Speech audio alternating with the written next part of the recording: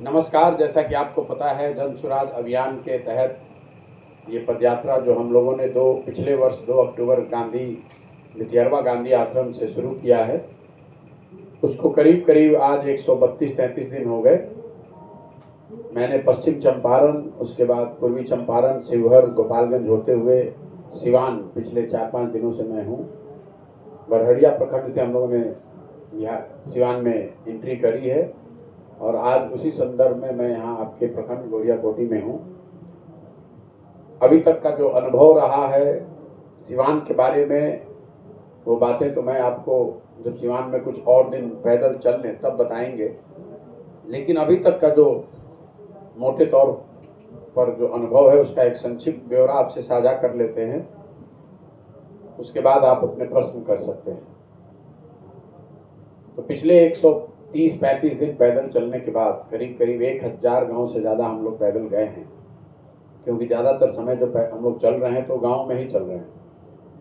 तो बिहार की सबसे बड़ी समस्या के तौर पर जो लोगों ने बताया वो है बेरोजगारी और बेरोजगारी से जुड़ा हुआ पलायन। अब बेरोजगारी बहुत बड़ी समस्या है, पलायन बहुत बड़े पैमाने पर होता है। इस बात को जानने के लिए आपको 1000 गाँव में जाने की ज़रूरत नहीं है, वो तो ज़्यादातर लोगों को पता ही है। लेकिन गाँव में जाने पर आपको इस समस्या के विकरालता का, इसके आर्थिक सामाजिक पहलुओं की जानकारी होती है। सबको मालूम है कि यहाँ बिहार में बेरोजगारी बहुत है, लेकिन जब इतनी लंबी पदयात्रा में मैंने देखा कि बेरोजगारी सिर्फ गरीब परिवारों के लिए विषय नहीं है। ये मध्यम वर्गीय परिवार जो हैं बिहार में, या ज़्यादातर जो परिवार है, आप मध्यम वर्गीय हो, गरीब हो, सब के लिए बेरोजगारी बहुत बड़ी समस्या है। पलायन का आलम यह है कि ज़्यादातर गाँव में 50% या उससे ज़्यादा नवयुवक रोजगार के लिए कहीं ना कहीं अपने गांव से बाहर, अपने पंचायत राज्य से बाहर जाकर मजदूरी कर रहे हैं। और जो लोग बाहर मजदूरी करने गए हैं वो औसतन 12 से 15 हज़ार रुपये कमाते हैं। तो ये दिखाता है कि ये जो पलायन है ये स्वेच्छा का पलायन नहीं है, मजबूरी का पलायन है, जिसको अंग्रेजी में हम लोग डिस्ट्रेस माइग्रेशन कहते हैं। क्योंकि 12-15 हज़ार रुपये के लिए कोई अपना घर परिवार राज्य छोड़कर अगर गया है तो वो स्वेच्छा का विषय नहीं हो सकता है। कोई एक बार 4 महीने 6 महीने घूमने चला जाए, अनुभव के लिए चला जाए, वो अलग बात है। लेकिन पूरी जिंदगी लोग अगर इस तरह की रोजगार, इस तरह की मजदूरी के लिए जा रहे हैं तो निश्चित तौर पर वो उनकी मजबूरी है। गांव में ये भी इससे जुड़ा पता चलता है कि ज़्यादातर लोग 6 से 8 हज़ार रुपये तक अपने घरों को भेज पाते हैं। अगर वो 6 से 8 हज़ार रुपये न भेजें तो उनके बाल बच्चों के जीने खाने की समस्या हो सकती है। दूसरी बड़ी समस्या स्वाभाविक तौर पर यहाँ किसानों की है, क्योंकि बिहार में एक बड़ा वर्ग खेती किसानी से जुड़ा हुआ है। खेती किसानी को समझने से पहले आप एक मूल बात समझ लीजिए कि बिहार में 60% लोग जो हैं वो भूमिहीन हैं। ये राष्ट्रीय आंकड़ा 38% का है, तो 38% के मुकाबले बिहार में भूमिहीनों की संख्या 60% है। तो ज़्यादातर लोग जो खेती किसानी से जुड़े हुए हैं या तो खेतिहर मजदूर हैं या बहुत छोटे किसान हैं। क्योंकि जो लोग जिनके पास ज़मीन है भी, उनमें से मतलब 40% लोगों के पास ज़मीन है, उसमें से 91% लोग ऐसे हैं जो 1 हेक्टेयर से कम की खेती करते हैं। उनके पास ज़मीन 1 हेक्टेयर से कम है। तो इस तरह की जो लोग खेती करते हैं उनके लिए खेती व्यवसाय नहीं है, आर्थिक उन्नति का जरिया नहीं है, ये पेट भरने का साधन है, जिसको अंग्रेजी में हम लोग कहते हैं सब्सिस्टेंस फार्मिंग। इतना ही उपजाते हैं जिससे बाल बच्चों का पेट भर जाए। उस खेती को करके आप रोजी रोजगार, अपने लिए आर्थिक संसाधन की व्यवस्था नहीं कर सकते। तो जब भी आप किसानों की बात करते हैं तो इस बात को समझिए कि जो एक बड़ा वर्ग है जो खेती किसानी से जुड़ा हुआ है, या तो एकदम वो मार्जिनल फार्मर है या किसानी से जुड़े हुए कामों में मजदूर है। जो बटाई वगैरह हम लोग देखते हैं, बटाई के तौर पर जमीन लेकर वो लोग खेती करते हैं। अब जो लोग भी खेती कर रहे हैं उनकी जो स्थिति है उसको आप समझ लीजिए। हम लोग जब पैदल चल रहे हैं तो सबसे बड़ी समस्या लोगों ने जो बताई वो स्वाभाविक तौर पर तत्कालिक जो समस्या लोगों की है वो है खाद और बीज का समय पर और सही दाम पर उपलब्ध ना होना। यूरिया और अच्छे बीज की भारी किल्लत, पोटास और डीएपी के खाद की काला बाजारी, और जितना जो जिले या प्रखंड सीमावर्ती क्षेत्र हैं, मतलब नेपाल से जो सटा हुआ एरिया है, वहाँ यूरिया की खाद की किल्लत बहुत ज़्यादा है। लेकिन सामान्यतः हर लोग बता रहे हैं कि किसी को भी यहाँ यूरिया 266 या 277 में नहीं मिल रहा है। सामान्यतः लोगों ने बताया कि उनको 500 रुपये के आसपास, 500-600 रुपये यूरिया के लिए देना पड़ता है। सीमावर्ती क्षेत्रों में लोग 800 से 1200 रुपये भी यूरिया के लिए दे रहे हैं, और इतना पैसा देने के बाद भी जितनी यूरिया उनको चाहिए और जिस समय चाहिए वो मिलती नहीं। दूसरी बड़ी समस्या है वो खेती में सिंचाई की। ज़्यादातर जगहों पर सिंचाई की व्यवस्था है नहीं, ज़्यादातर खेतों में। लेकिन जब आप गांव देहात में घूमेंगे तो आपको पता चलेगा कि बिहार शायद एकमात्र ऐसा राज्य है जहां सिंचाई की व्यवस्था पहले के मुकाबले अब खराब हुई है। पहले से भी जो कैनाल्स बने हुए थे, नहर बने हुए थे या नलकूप की व्यवस्था थी, वो भी रख रखाव के अभाव में धीरे धीरे खराब हो गया है या किसानों के लिए अब लाभदायक नहीं रह गया है। इसको आंकड़ों में जब हम लोगों ने देखा तो देश में बिहार एकमात्र ऐसा राज्य है जहां पिछले 10 साल में 11% सिंचित भूमि कम हो गई है। मतलब अगर 100 एकड़ पहले, आज से 10 साल पहले 100 एकड़ जमीन में सिंचाई की सुविधा थी, तो आज वो घट के 89 एकड़ ही रह गया है। बढ़ने की बात तो छोड़ दीजिए। और सामान्यतः जिन गाँवों में, जिन एरिया में हम लोग घूम रहे हैं, जल प्रबंधन को लेकर जो सरकार की दूरदर्शिता है या जो नाकामी है, वो इसमें झलकती है कि ज़्यादातर जो खेती करने वाले लोग हैं, या तो उनको बाढ़ का सामना करना पड़ रहा है या उनको सुखाड़ का सामना करना पड़ रहा है। बहुत कम ऐसे किसान हैं, बहुत कम ऐसे खेत हैं जहाँ सिंचाई की सुविधा है और बाढ़ का खतरा नहीं है। और जल जमाव, नदियों का कटाव, ये समस्या तो इसके ऊपर से है। तो पूरा जो जल प्रबंधन है खेती से जुड़ा हुआ, उसकी जो किसानों की हालत है, जल प्रबंधन की खराबी, जल प्रबंधन की कुव्यवस्था की वजह से किसानों की मुसीबत बहुत ज़्यादा है। लेकिन इन दोनों के बावजूद किसान जो कुछ भी यहाँ पैदा करता है, उसकी सबसे बड़ी समस्या जल प्रबंधन, खाद बीज का उपलब्ध होना, ये नहीं होकर ये है कि उसको जो उपजाता है, जो फसल किसान उपजाता है, उसको उसकी कीमत नहीं मिलती। जैसे जिस समय में हम लोग पैदल चल रहे हैं, ये वही समय है जब धान की और गन्ने की कटाई हुई है। पिछले 3-4 महीनों से, 4 महीनों से हम लोग देख रहे हैं।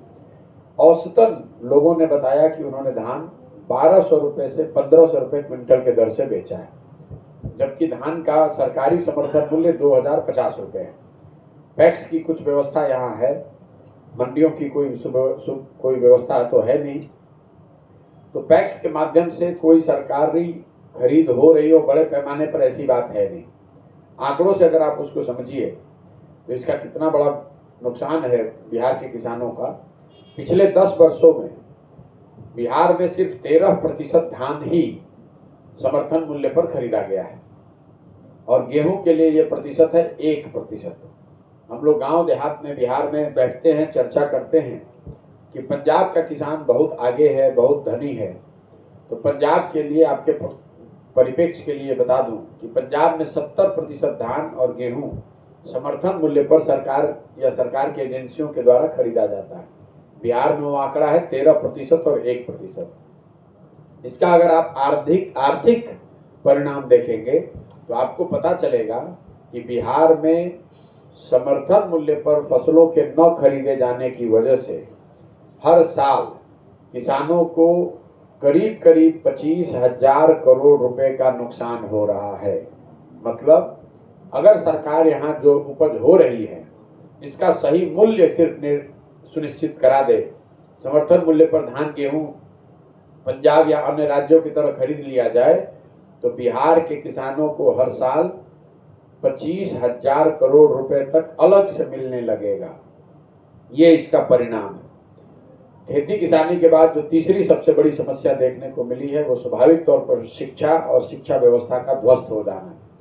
मैं समझता हूं कि नीतीश कुमार जो खुद पढ़े लिखे व्यक्ति हैं, उनके शासन 17-18 साल के शासन काल में बिहार में शिक्षा व्यवस्था का ध्वस्त हो जाना उनके पूरे शासन काल का, उनके कार्यकाल का सबसे बड़ा काला अध्याय है। क्योंकि अगर मान लीजिए कि यहाँ सड़क टूट गई है, नहर नहीं है, कल एक अच्छी सरकार आ जाए तो शायद सड़क बन सकती है, नहर में पानी आ सकता है। लेकिन जो 2 पीढ़ियां इस ध्वस्त शिक्षा व्यवस्था से पास होकर निकल गई, जिनका उम्र बीत गया, अब अगर कल अच्छी सरकार आ भी जाए तो भी वो लोग वापस आकर अपनी स्कूली या कॉलेज की शिक्षा को वापस नहीं ले सकते हैं। अब जीवन भर उनको शिक्षित समाज के पीछे ही चलना होगा। बिहार में शिक्षा का जो हालत है जो हम लोग देखे गाँवों में देख रहे हैं, यहाँ पर विद्यालयों की जो फिजिकल इंफ्रास्ट्रक्चर है, बिल्डिंग, क्लासरूम वगैरह की फिजिकल इंफ्रास्ट्रक्चर, शिक्षकों और बच्चों का कोई समायोजन नहीं है। मतलब जहाँ पर बिल्डिंग है, मैदान है, क्लासरूम है, वहाँ शिक्षक नहीं है। जहाँ शिक्षक है वहाँ बिल्डिंग नहीं है। जहाँ दोनों है वहाँ बच्चे ही नहीं है। और जनरली समाज में एक धारणा बन गई है कि जो विद्यालय हैं, यहाँ से खिचड़ी, पोशाक, साइकिल जैसी योजनाओं का वितरण होता है। और कॉलेज को लेकर, क्योंकि कई लोगों को ऐसा लगता है कि ये शिक्षकों की जो गुणवत्ता में कमी आई है उसकी वजह से शिक्षा व्यवस्था खराब हो गई। मेरा ऐसा मानना है अभी तक देखने समझने के बाद कि वो सिर्फ एक छोटा पहलू है। शिक्षकों की गुणवत्ता सिर्फ एक पहलू है। शिक्षा व्यवस्था के ध्वस्त हो जाने के पीछे सरकार की शिक्षा को लेकर उदासीनता, समाज में इसको लेकर कोई चेतना न होना और समता मूलक शिक्षा व्यवस्था बनाने के नाम पर पूरे बिहार में उत्क्रमित विद्यालय और नियोजित शिक्षकों का जाल बनाने की जो कोशिश की गई है, शिक्षा व्यवस्था ध्वस्त उससे हुई है। हर जगह स्कूल बनाने के चक्कर में बिल्डिंग बना दिए गए, टेढ़ी मेढ़ी पैसे खर्च किए गए। ये चिंता नहीं की गई कि वो आप स्कूल बना रहे हैं कि बिल्डिंग बना रहे हैं। जहाँ बिल्डिंग बन गई, ये किसी ने सोचा ही नहीं कि वहाँ से टीचर कहाँ से आएगा। टीचर को कागज पर ही इन विद्यालयों को उत्क्रमित कर दिया गया। तो जो प्राथमिक विद्यालय थे वो उच्च हो गए, उच्च माध्यमिक हो गए, +2 हो गए।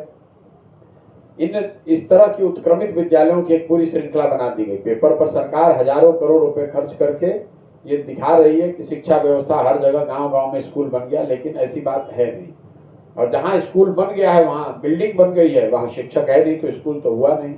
तो मैं एक लाइन में शिक्षा व्यवस्था के लिए यहाँ रोज कहता हूँ कि अभी की जो स्थिति है उसमें आप ऐसा मान लें कि विद्यालयों से खिचड़ी बट रहा है और कॉलेजेस से डिग्री बट रहा है। पढ़ाई दोनों में कहीं नहीं हो रहा है। कॉलेजेस में मैं पिछले 4 जिलों में जहाँ पर भी मैंने देखे महाविद्यालय जो हैं, वहाँ पर बिल्डिंग है, कैंपस है, 10,000, 15,000, 20-20 हजार छात्रों ने नामांकन करा रखा है। वहाँ शिक्षक भी हैं, प्रोफेसर, लेक्चरर्स भी हैं, लेकिन पढ़ाई नहीं हो रही है। कॉलेज में बच्चे नामांकन कराने, एक बार एडमिट कार्ड लेने और तीसरी बार परीक्षा का देने के बाद डिग्री लेने ही जा रहे हैं।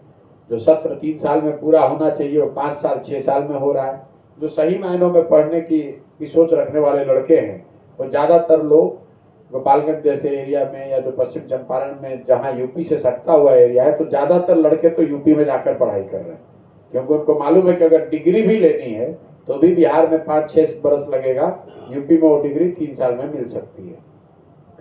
इन तीनों के बाद जो 4 बड़ी योजनाएं जो केंद्र सरकार की चल रही हैं, जो जन सरोकार, जनता से जुड़ी हुई हैं, उस पर मैं आपको अपना आकलन बता दूं। पहली सबसे बड़ी योजना जो चल रही है वो है प्रधानमंत्री गरीब कल्याण योजना, जिसमें लाभार्थियों को 5 किलो अनाज मिलने की बात कही गई है। बिहार में व्यवस्थित तरीके से किसी भी व्यक्ति को 5 किलो नहीं बल्कि 4 किलो ही अनाज मिल रहा है। और ऐसी व्यवस्था, सुंदर व्यवस्था चोरी की शायद पूरे देश में नहीं है, क्योंकि हर प्रखंड में 15,000 से 25,000 क्विंटल तक अनाज हर महीने आता है और इसमें व्यवस्थित तरीके से 40 रुपए क्विंटल की दर से औसतन कमीशन या भ्रष्टाचार के तौर पर निकाला जाता है। और ये पैसा जनप्रतिनिधियों और अफसरों के बीच में बंट रहा है। और मैं कैमरे पर कह रहा हूँ, जनप्रतिनिधियों में विधायक, ज़्यादातर जगहों पर विधायक शामिल हैं, विधायक भी इसमें पैसा ले रहे हैं। और एक और भाजपा की सरकार है, दिल्ली में दावा कर रहे हैं कि हम लोग अनाज भेज रहे हैं, और दूसरी ओर ज़्यादातर जगहों पर जहां मैं अभी पैदल चला हूं वहां भाजपा के ही विधायक हैं। तो उसी गरीब कल्याण योजना में ये लोग 40 रुपए प्रति क्विंटल की दर से कमीशन ले रहे हैं, पीसी ले रहे हैं, जिसकी वजह से लाभार्थियों को 5 किलो के बजाय 4 किलो अनाज ही मिल रहा है। दूसरी बड़ी योजना जो केंद्र सरकार की है वो है आवास को लेकर। जिसको पहले लोग इंदिरा आवास के नाम से जानते थे, आजकल हम लोग प्रधानमंत्री आवास योजना कहते हैं। गांव देहात में आज भी ज़्यादातर लाभार्थी इंदिरा आवास योजना के ही हैं।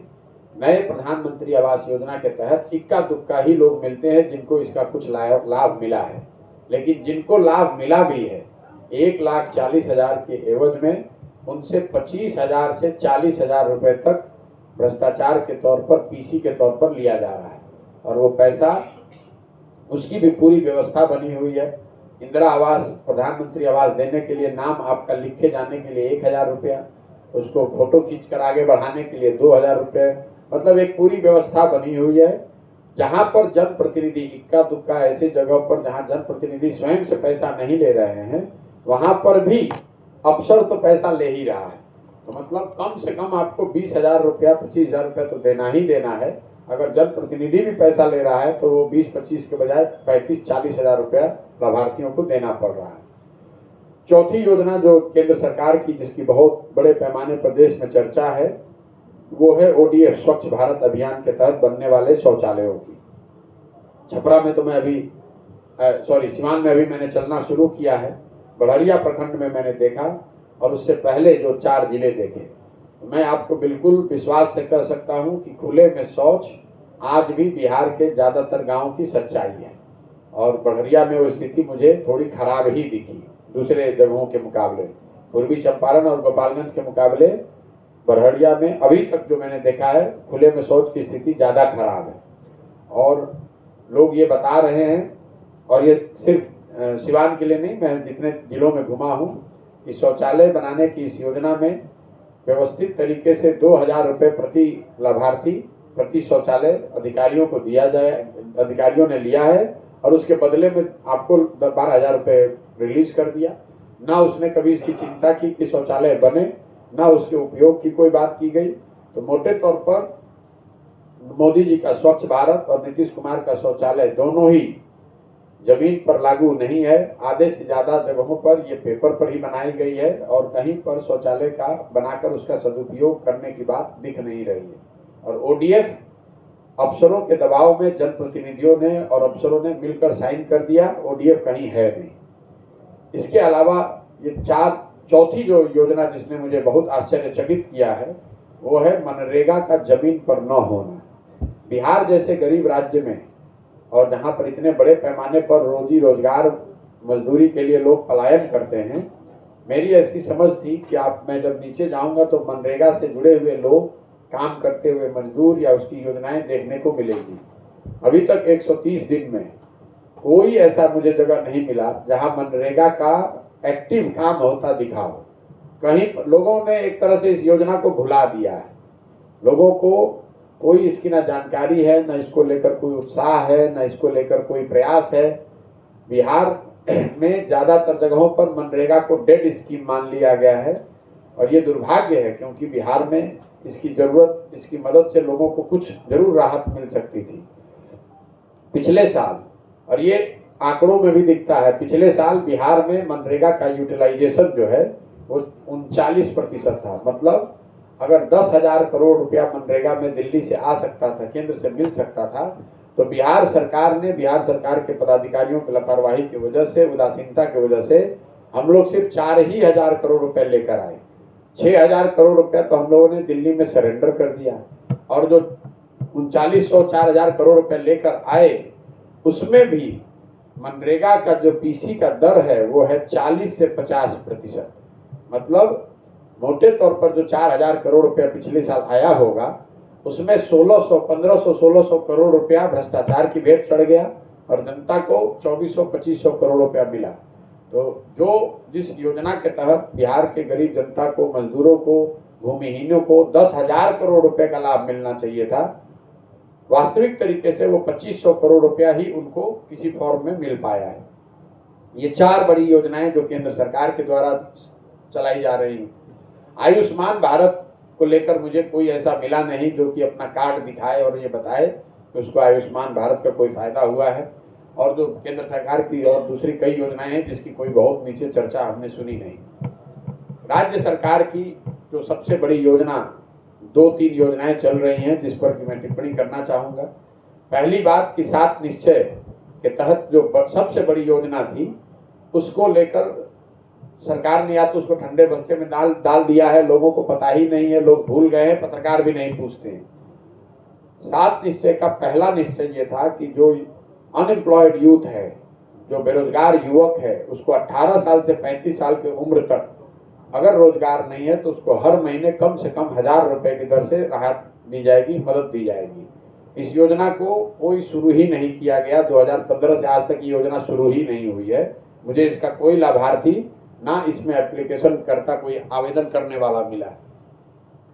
दूसरी 7 निश्चय की एक बड़ी योजना थी स्टूडेंट क्रेडिट कार्ड, जिसमें ये परिकल्पना की गई थी कि 12वीं के बाद बच्चों को पढ़ाई के लिए, खासकर ऐसी पढ़ाई जिसमें कि रोजगार की संभावना ज़्यादा हो, उनको अपने परिवार से पैसा न लेना पड़े, मदद न लेना पड़े, उसके लिए बैंक सस्ते दर पर उनको ऋण मुहैया कराए।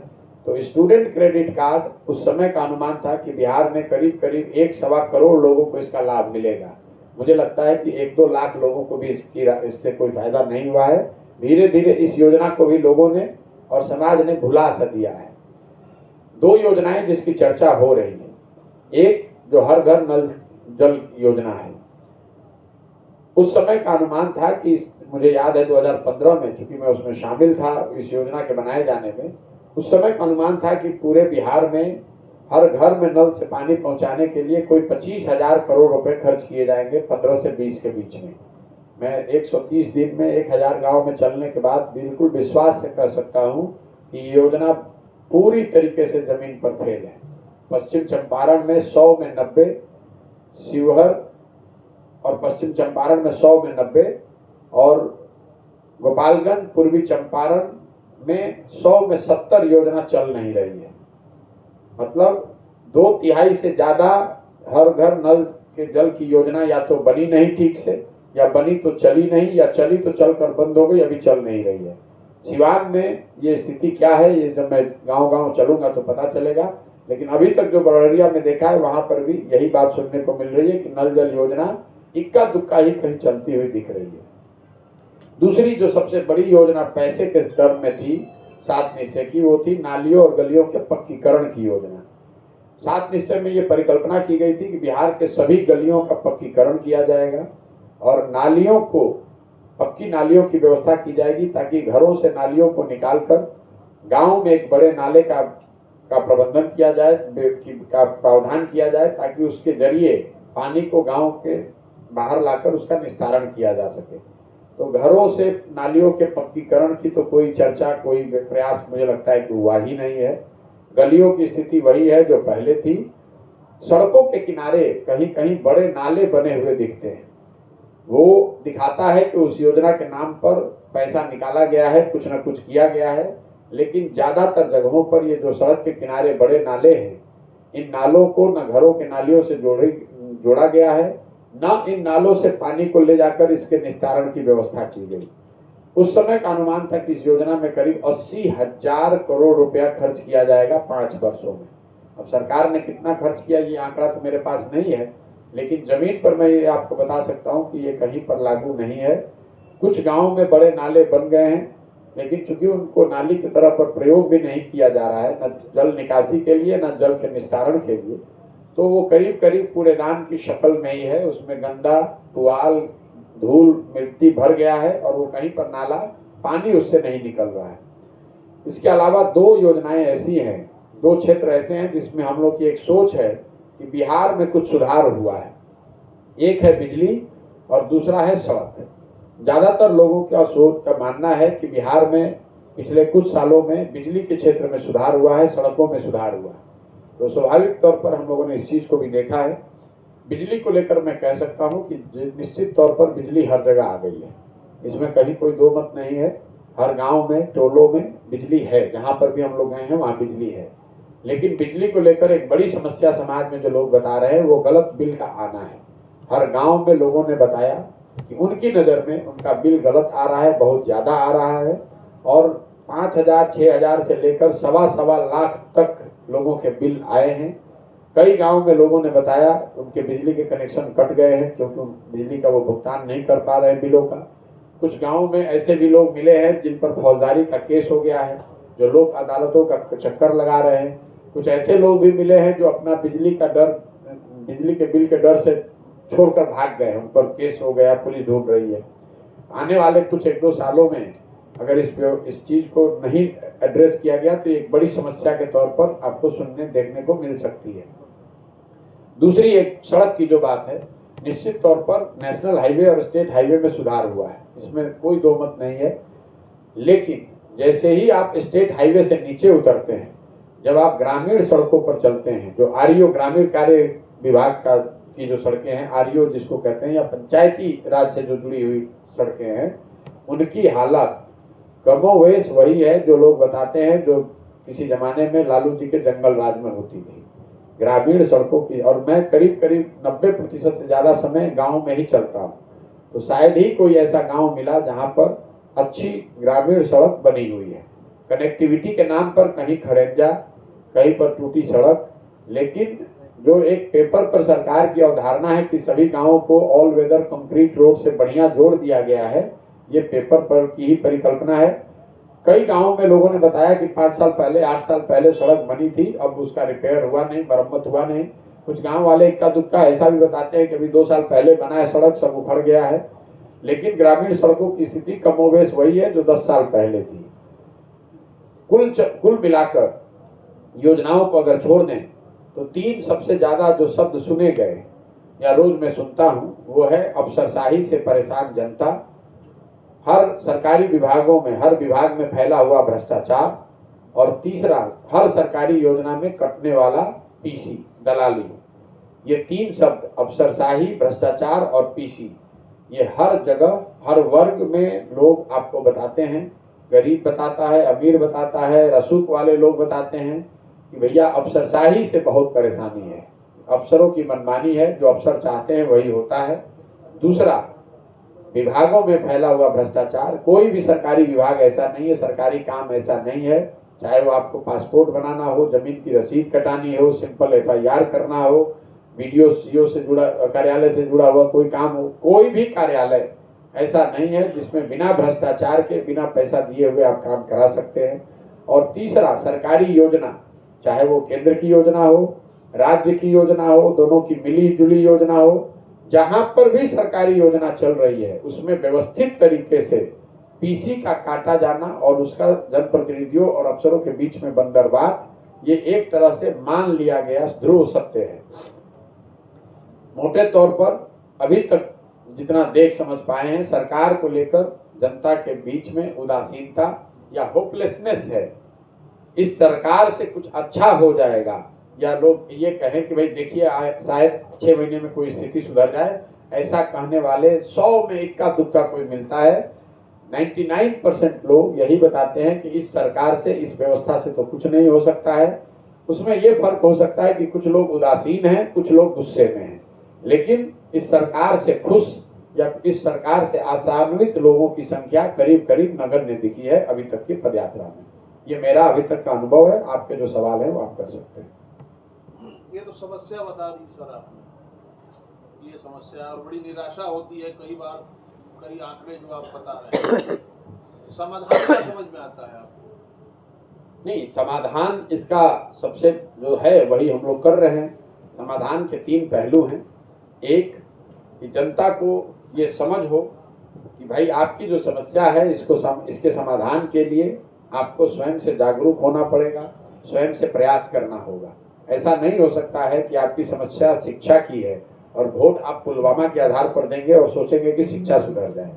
तो पहला जो इसका मूल सुधारने का ये है कि लोग समझें और अपनी समस्याओं और अपने बच्चों के भविष्य से जुड़ी हुई मुद्दों पर वोट करें, जनप्रतिनिधियों का चुनाव करें। समस्या का पहला समाधान ये है। दूसरा, लोगों का ऐसा मानना है कि भाई हमारे पास विकल्प अच्छा नहीं है, तो अगर जनता ये समझ भी जाए तो उनके सामने सही लोगों का विकल्प होना चाहिए। तो दूसरा समाधान जो हम लोग बता रहे हैं कि आप समाज से सही लोगों को ढूंढ कर निकालें, ताकि विकल्प के अभाव में आपको गलत आदमी को मजबूरी में या बंधुआ मजदूर बनकर किसी को वोट न देना पड़े। और तीसरा, लोग तैयार हो जाएं, उनके सामने अच्छे लोगों का विकल्प हो और वो उनको चुन भी दें, तो भी ये जरूरी है कि उस चुने हुए जनप्रतिनिधियों के पास बिहार के विकास के लिए जमीन से को समझ जमीनी धरातल को समझकर बनाई गई सोची समझी योजना हो। तो यही काम हम लोग कर रहे हैं। घर घर जाकर, गांव गांव जाकर जनता को ये बता रहे हैं कि आप जाति, धर्म, भारत, पाकिस्तान, पुलवामा, हिंदू, मुसलमान, 5 किलो अनाज, नाली गली को छोड़कर अपने भविष्य, अपने बच्चों के भविष्य के लिए जो जरूरी है, शिक्षा, स्वास्थ्य, रोजगार, इन विषयों पर वोट करें। दूसरा, पदयात्रा के जरिए गांव, समाज, देहात, कस्बे से उन सारे ऐसे लोगों को ढूंढकर चिन्हित करके निकालने का प्रयास कर रहे हैं जो कि शायद मिलकर एक नया विकल्प बना सकें, समाज को बेहतर विकल्प दे सकें। और तीसरा जो पदयात्रा में हम लोग कर रहे हैं कि बिहार का और बिहार के हर पंचायत का वहाँ की स्थिति को समझकर, वहाँ की समस्याओं को देखकर, वहाँ के लोगों की सलाह से आने वाले 10 वर्षों में उस पंचायत का विकास कैसे हो, उस पंचायत में शिक्षा व्यवस्था को कैसे सुधारा जाए, उस पंचायत में खेती किसानी करने वाले लोगों की आमदनी कैसे बढ़ाई जाए, उस पंचायत में 500 से 1000 नए रोजगार के अवसर कैसे पैदा किए जाए, इस योजना को बनाया जाए। पूरी पदयात्रा का उद्देश्य यही है, यही काम कर रहे हैं। सर, जन स्वराज की पद यात्रा के दौरान आपने जो मुख्य बात बताई कि बेरोजगारी, पलायन मुख्य समस्या बनी है, और इसका समाधान भी आपने बताया कि जैसे इसे अच्छा लीडर आपको चुनना पड़ेगा, लेकिन जो बिहार की जनता है अपने जात के नेता को चुनना ज्यादा पसंद करती है, तो ये कैसे संभव हो पाएगा कि एक अच्छे लीडर को निकाल? देखिए, बिहार की जनता क्या पसंद करती है ये तो समय बताएगा, लेकिन मैंने आपको बताया, इन्होंने पूछा इसका समाधान क्या है, तो इसका समाधान यही है कि बिहार की जनता जात पर नहीं, धर्म पर नहीं, भारत, पाकिस्तान, पुलवामा पर नहीं, किसी दूसरे, मैं ये भी कह रहा हूँ 5 किलो अनाज पर भी नहीं, नाली गली पर भी नहीं, बिहार की जनता जिस दिन जगकर इस बात पर वोट करेगी कि वोट उसको देंगे जो हमारे बच्चों के पढ़ने की व्यवस्था करे, वोट उसको देंगे जो खेती किसानी को लाभदायक बनाए, वोट उसको देंगे जो हम लोग के बच्चों को यहाँ रोजगार की व्यवस्था करे, तभी शुरुआत की सुधार होगी। आप पेड़ की टहनियों को गिनते रहिए या पेड़ की जड़ को ही सुधारिए। जब तक जड़ में जो बात है, आप उसको सिर्फ जाति एक पहलू बता रहे हैं। बहुत लोगों ने पिछले लोकसभा में पुलवामा के नाम पर वोट किया, उन्होंने जात के नाम पर वोट नहीं किया है। उसका सीधा आपके बच्चों से या आपकी जिंदगी से, आपकी समस्याओं से कोई सरोकार नहीं है। तो मैं, यही तो पूरा अभियान है कि आप जिन विषयों पर वोट कर रहे हैं, ये देखिए कि क्या आपका और आपके बच्चों के जीवन का, आपकी समस्याओं का उससे सरोकार कोई है भी कि नहीं है। और अगर आप उन मुद्दों पर वोट करेंगे जिसका आपसे कोई सरोकार ही नहीं है, तो स्वाभाविक तौर पर आप गलत आदमी का ही चुनाव करेंगे।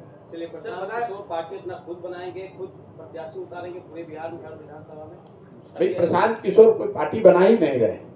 जन स्वराज अभियान चल रहा है, मैं इसका नेता हूं नहीं, मैं इसका सूत्रधार हूं।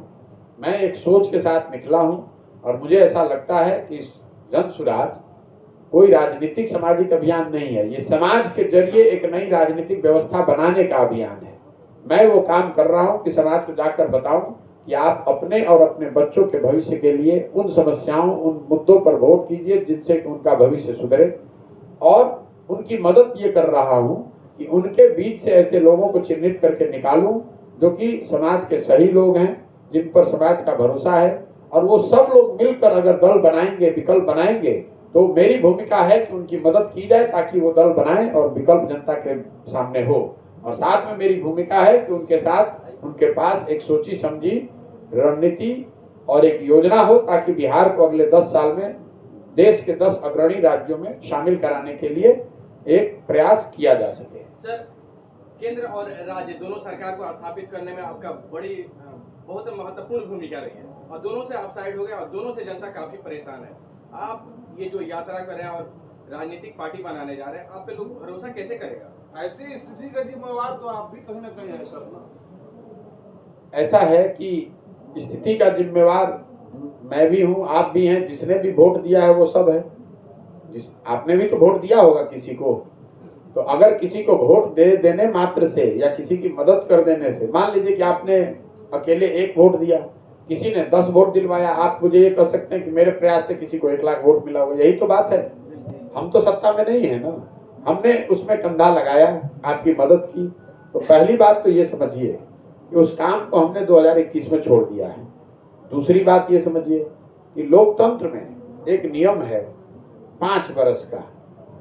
लोकतंत्र और संविधान देश का ये आपको बताता है कि आपका जिस नेता पर, जिस विचारधारा पर, जिस दल पर, जिसके कार्यक्रमों पर भरोसा है, उसके साथ आप जुड़िए, उसकी मदद कीजिए, उसको वोट दीजिए, उसकी सरकार बनवाइए।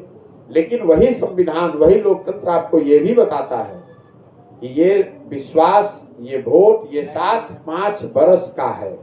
अगर 5 बरस में वो दल, वो नेता, वो कार्यक्रम आपके आशा के अनुसार नहीं हुए, तो वही लोकतंत्र और संविधान आपको बताता है कि नागरिक होने के नाते आपकी जवाबदेही है, जिम्मेवारी है कि जितनी मजबूती से आपने उनकी मदद की है, उतनी ही मजबूती से आप उसका विरोध भी कीजिए। अगर ऐसा नहीं होता तो 5 बरस की जरूरत ही क्या थी?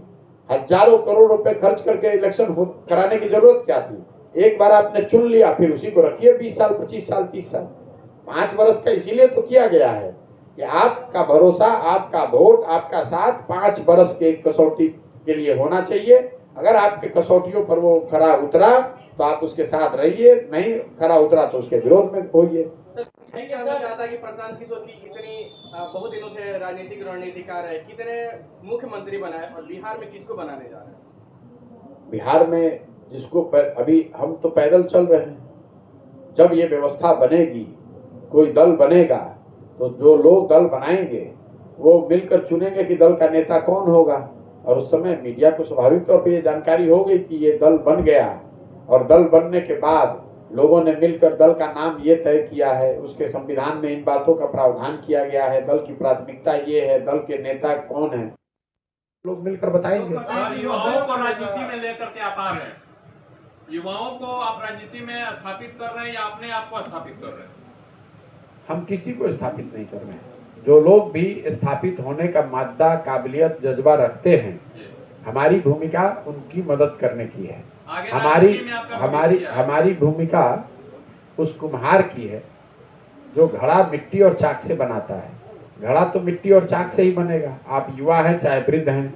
हमारी भूमिका ये है कि अगर मिट्टी सही है, चाक ठीक है, तो मैं हाथ से थोड़ा सा सहारा दूं ताकि उस मिट्टी और चाक से घड़ा बन जाए। मतलब इसका अर्थ यही निकाल ले कि जिस तरह आप पहले सरकार को सरकार बनाने में मदद कर रहे थे, इसी तरह नए युवकों को लाकर राजनीति में आप सरकार बनाने में मदद करेंगे। मैं बिहार में नई व्यवस्था बनाने आया हूँ। सरकार बनाने, सरकार में जाना अगर होता तो कौन हमें रोक रहा है सरकार में आज शामिल होने से? कोई रोक तो रहा नहीं। जिम्मेवारी और दायित्व, ये एक बहुत बड़ा मुद्दा है इस देश में कि युवाओं को या हर व्यक्ति को और राजनेताओं की एक जिम्मेवारी और दायित्व निर्धारण होना चाहिए। अगर जन स्वराज पार्टी के युवा राजनीति में आते हैं, सदन में जाते हैं, तो क्या ये जिम्मेवारी और दायित्व निर्धारण होगा? मेरे भाई, पहली बात तो दल बनने दीजिए, और दायित्व का जो निर्वहन की बात है, इसकी जवाबदेही सीधी जनता पर है। दल अपने स्तर से, नेता अपने स्तर से काम करता है या करने का दावा करता है, वो कर पा रहा है कि नहीं, ये जांचने, परखने और उसका मूल्यांकन करके नंबर देने का अधिकार इस देश के संविधान ने देश की जनता को दिया है। इसीलिए हर 5 वर्ष पर चुनाव होता है, ताकि आप मूल्यांकन करके ये बता सकें कि जिन दायित्वों के निर्वहन के लिए आपने लोगों को चुना था, उस दायित्व का निर्वहन उन लोगों ने किया कि नहीं किया। सर, विकास की बहुत सारी बातें की, लेकिन कहीं ना कहीं इसमें बिहार को मतलब एक प्रशासनिक और अब जिस तरह से आपराधिक माहौल बना हुआ है, और कोई भी सरकार हो, या राजद हो या महागठबंधन हो, चाहे एनडीए की सरकार हो, हमेशा कुछ न कुछ ज्यादा ही मतलब अपराध बढ़ा है। लेकिन इस टाइम कुछ ज्यादा ही अपराध, लेकिन अपराध को लेकर आप कभी भी कोई क्लियर बात नहीं। अपराध को लेकर इसलिए नहीं बोलते हैं कि मैं जनरली उन्हीं बातों पर चर्चा करता हूं जिसकी मुझे बिल्कुल समझ है। मेरा वो स्वभाव नहीं है कि मैं उन बातों की चर्चा करूं जो मैं फर्स्ट हैंड देख नहीं रहा हूं। मैं जब रोड पे चल रहा हूं तो मुझे अपराध सामने अगर दिखेगा तो उस पर बोलूंगा। मुझे सड़क नहीं टूटी हुई दिख रही तो सड़क पर बोल रहा हूं। मैं कहा सुनी बात पर जो अपराध को लेकर घटनाएं रोज बताई जा रही हैं, मीडिया में आ रही हैं, वो तो चर्चा में है। मैं उसमें नया क्या बता दूंगा? नया आपको ये बता रहा हूं कि भाई 5 किलो अनाज के बजाय 4 किलो मिल रहा है, और वो 4 किलो इसलिए मिल रहा है कि उसमें 40 रुपए प्रति क्विंटल पैसा काटा जा रहा है। उसको रिकॉर्ड पर कह रहा हूं।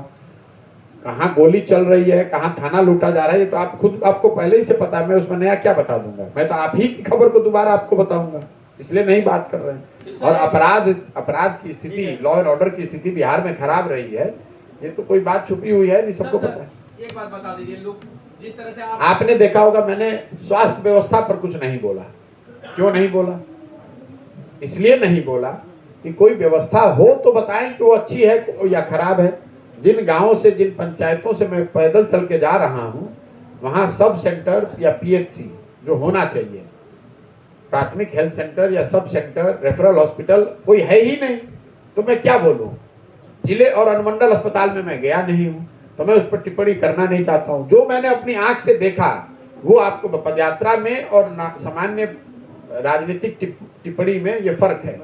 पदयात्रा में मैं आपको वो बता रहा हूं, और मुझे लगता है कि आप ये पूछने आए हैं कि मैं जब चल रहा हूं तो मैं क्या देख रहा हूं। अब मैं अस्पताल देख ही नहीं रहा हूं, कोई व्यवस्था है ही नहीं, तो उसको क्या बोलूं कि अच्छा है कि खराब है। चलिए सर, पंचायती स्तर पर हर गांव में आप जा रहे हैं और गांव को भ्रमण कर रहे हैं। इस दौरान में आपने जो कुछ भी देखा उसको सुधारने के लिए आप और आपके तमाम साथी क्या प्रयास कर रहे हैं, किस तरह की योजनाएं बना रहे हैं? भाई ये जो बना रहे हैं आपके सामने बता रहे हैं।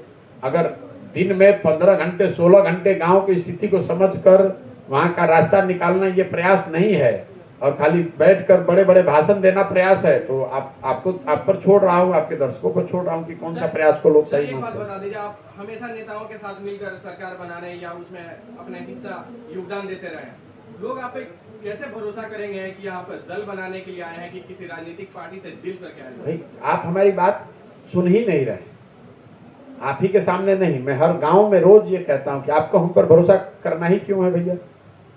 हम आपके नेता तो हैं नहीं, आपसे वोट मांग नहीं रहे हैं, पैसा आपसे ले नहीं रहे हैं, अपना नाम का झंडा लेकर घूमने के लिए कह नहीं रहे, तो भरोसा करके क्या करना है आपको? हम कहाँ आपको कह रहे हैं कि भरोसा आप हम पर कीजिए। हम आपको ये कह रहे हैं कि आप खुद पर भरोसा कीजिए कि अगर आपको अपनी समस्या सुधारनी है तो आपको खड़ा होना पड़ेगा, अपने लिए प्रयास करना पड़ेगा। इसमें हम पर भरोसा करने के लिए हम पर भरोसा करने की बात तब होती ना जब हम कहते कि हम पर भरोसा कीजिए, हमको वोट दीजिए, हम आएंगे तो सुधार देंगे। हम तो उल्टी बात कर रहे हैं कि हम पर भरोसा करके अगर आप वोट दीजिएगा तब भी कुछ नहीं होगा। आपको उठना पड़ेगा, अपने लिए खड़ा होना पड़ेगा। आप पहले देखिए तो कि क्या कर रहे हैं। जब आप उसको देख ही नहीं रहे, अपना क्वेश्चन लिख कर आए हैं, अब वही पूछिएगा। अगर पदयात्रा में हमने आपको कहा कि जो हम देख रहे हैं वो बता रहे हैं, तो जो पदयात्रा में मैं बोल रहा हूँ उसको पहले सुनिए, तो उस पर ना सवाल पूछिएगा। चलिए सर, पद यात्रा के माध्यम से सिवान वासियों को क्या संदेश देना? सर एक सवाल मेरा है कि बहुत सारे लोग हैं, हम लोग गांव देहात के रहने वाले हैं, तो बहुत लोग कहता है कि दूसरे के बराबर में हम मुख्यमंत्री अब अपने बने के चक्कर में लागल बड़े परेशान कीजिए, इस पर आपका क्या करना है? अभी भी लोग कह रहे हैं। ठीक तो बात है, तो क्या दिक्कत है? लोगों को कहने दीजिए। आप मुख्यमंत्री अरे मेरे भाई, उन्हें क्या कहिए? अरे मेरे भाई, जितने लोग ये कहने वाले हैं उससे बहुत बड़ी संख्या में लोग ये कहने वाले हैं कि अगर हमको सरकार बनाने की बात हो तो आज जो सरकार आप चुन लीजिए उसमें कहिए, हम कल ही उसमें शामिल हो जाते हैं। उसके लिए पदयात्रा करने की क्या जरूरत है? आपको क्या लगता है? आप गांव, आपने कहा कि आप गांव देहात के हैं, आपको क्या लगता है कि अगर आज जो सरकार चल रही है, अगर हम ये बना लें कि हमको इस सरकार में शामिल होना है तो हमको कितना देर लगेगा उसमें जाने में? यही तो लोग, कितना देर लगेगा ये ना बताओ। यही सवाल है लोगों के मन में। अरे हम जो पूछ रहे हैं वो बताओ सवाल, कि अगर हमको सरकार में शामिल होना हो, सरकार में शामिल होना है, तो आज जो बिहार में सरकार है इसमें शामिल होने से कौन रोक रहा है? लोग समझते हैं कि आप किसी भी सरकार में शामिल तो फिर बात खत्म हो गई। चलिए सर, प्रशांत किशोर आपने स्वयं से ही उत्तर दे दिया उसको। लोगों को जागरूक करने के लिए निकले हुए हैं, ना ही पार्टी बनाने के लिए निकले हुए हैं, ना ही राजनीति करने के लिए निकले हुए, तो लोगों से क्या अपील करिएगा? लोगों से अपील कर रहे हैं कि आप अपनी समस्या को समझिए और उसके लिए स्वयं से खड़ा होइए। आपकी समस्या का समाधान करने के लिए मंगल ग्रह से कोई आकर आपका उद्धार करने वाला नहीं है। आप स्वयं से समझिएगा नहीं, स्वयं से गलती करते रहिएगा और सोचिएगा कि कोई नेता, कोई बाहर से आकर भगवान का भेजा हुआ दूत आपको उद्धार आपका कर देगा, तो आपसे बड़ा मूर्ख कोई है नहीं। जीवन में कभी सुधर नहीं पाइएगा। अगर बिहार को सुधरना है तो बिहार के लोगों को मिलकर ही प्रयास करना पड़ेगा। बहुत बहुत धन्यवाद।